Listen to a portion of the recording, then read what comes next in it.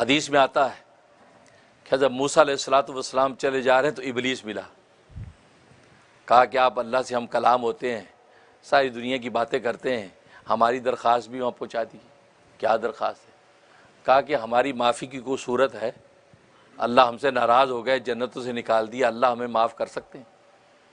तो मूसा दिल में बड़े खुश हुए कि यार ये जालिम माफ़ी मांग के सीधा हो जाए तो जान ही छूटे। इस बदबख्त की वजह से सारी मुशक्क़त है, कौम बिगड़ती है तो पीछे शैतान होता है। तो ये बदबख्त सुधर जाएगा तो कोई गुनाह ना मासियत, आराम से जन्नत नज़ीर ज़िंदगी। कहा कि हाँ ठीक है मैं बात करता हूँ। कहा हमारे लिए माफ़ी की कोई शक्ल निकलवाओ, पता करो अल्लाह। अब ये गए, अल्लाह से हम कलाम हुए।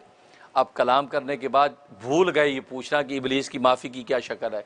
तो वापस लौटने लगे तो अल्लाह ने कहा, ए मूसा किसी का कोई पैगाम था? तो फ़ौरन याद, या अल्लाह हाँ रब आप दाना और बीना हैं, वो इबलीस ने मुझे कहा था कि वो माफ़ी, हाँ बिल्कुल उसको का माफ़ी हो सकती। अब मूसा अलैहिस्सलाम बड़े खुश किए तो अल्लाह के यहाँ भी गोया कि ओके हो गया कि रब ज़ो जलाल माफ़ी कैसे होगी? कहा कि वैसी होगी जो कहा था वो आज पूरा कर दे, माफ़ कर देंगे। हमने कहा था सजदा करो आदम को, तो इसने नहीं किया, तो आज भी वही हुक्म है, आज सजदा कर ले, आज माफ़ कर देंगे। पहले भी आदम का पुतला ही पड़ा था तो हमने कहा सजदा करो, इसने इनकार कर दिया। अब आज आदम उसी तरह कब्र में पड़ा, आज सजदा कर दे, हाँ उसको माफ़ कर दे।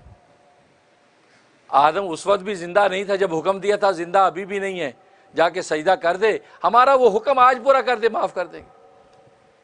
मूसा अलैहिस्सलाम बड़े खुश हुए कि भाई इतना आसान नुस्खा, कोई लंबी शर्तें नहीं है, जल्दी से वापस आए। अब बेचैन है कि भाई इबलीस को ये खुशखबरी सुनाओ। इबलीस मिला, जी हाँ जी हमारा क्या बना? कहा कि भाई तेरे लिए बड़ी खुशखबरी, गुड न्यूज़।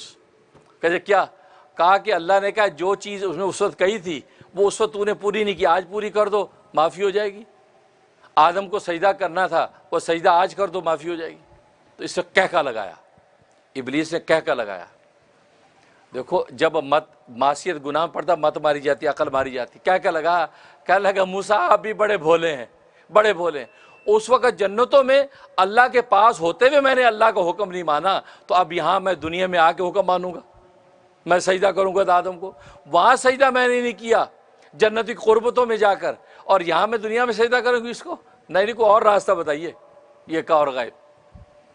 तो बात हुई है कि जब बदबख्ती लिख दी जाती है और वहाँ बदबख्ती क़यामत तक के लिए लिख दी गई थी, इसलिए उसकी माफ़ी की क्या सूरत बनती।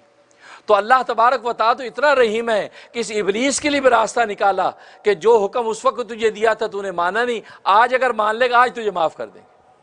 तो बंदे को माफ़ नहीं करेंगे?